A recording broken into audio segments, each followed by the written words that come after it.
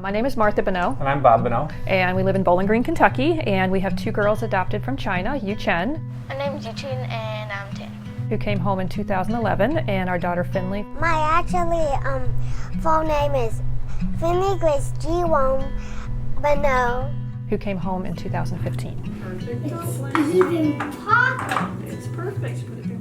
You know, talking with Martha about the process of doing an interview, I was like, what would be the piece of advice that I would give adoptive families? And it's all credit to Martha. It's do your research, because I felt confident the whole process because we'd done our homework and we were very prepared. We knew what to expect. Right. And something our first home study agency had us do as part of our dossier was they wanted us to go to a pediatrician with the list of special needs that our agency had given us and talk to somebody who was knowledgeable about each of those. And at the time I was kind of like, roll my eyes. I'd gone online, I'd done my homework, but Chen's special need was one that we had not checked on our checklist until we talked to that pediatrician. And after talking with him, we were comfortable with it and added that. So had we not had that conversation, we would have missed out on her. That's a cute problem. And with albinism, he was very comfortable with albinism as a special need, but I wasn't. But when we came back with Chen, I made a friend online who had adopted a boy and a girl with albinism. So she was my resource. She was the one who educated me and made me more comfortable with albinism as a special need. And so we, no hesitation, second time around, had that on our special needs checklist as something we were comfortable with. It's the weirdest thing. So, yeah. Let me tell you something crazy. Whenever people see people with albinism like me, and they're like, ah! Since they're so excited to see people with albinism, since I don't see them a lot. And a lot of people give her attention. I'm like, Doug.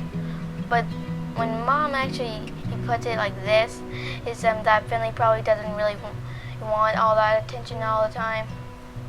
Then I'm like, oh, no. I want them to know they don't have the same skin as people do. But we have white skin instead of peach skin, brown skin, and that other things. The thing that we've focused on is really teaching them to advocate for themselves too. Definitely. I mean, you've had some experience with Finley here already. You have no indication whatsoever that there's any vision challenge whatsoever, and that's the way she presents. That's the way she presents in school, and she does have vision issues, and they do interfere with her ability to navigate her environment, even though she's adapted extremely well to it.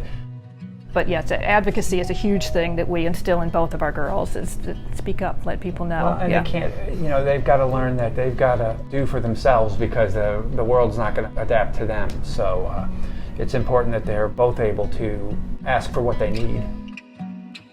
Not only do they look night and day, like their personalities are night and day too. Yep. So they're completely opposite, but we could imagine them in their families, and they folded in perfectly. Yeah.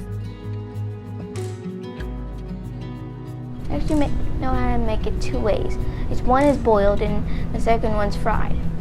The dumpling filling, it actually takes a couple hours for it to get cold. We put the filling inside the middle and then put water on our finger and make it round so it can stick. And then that's actually how you make the dumpling.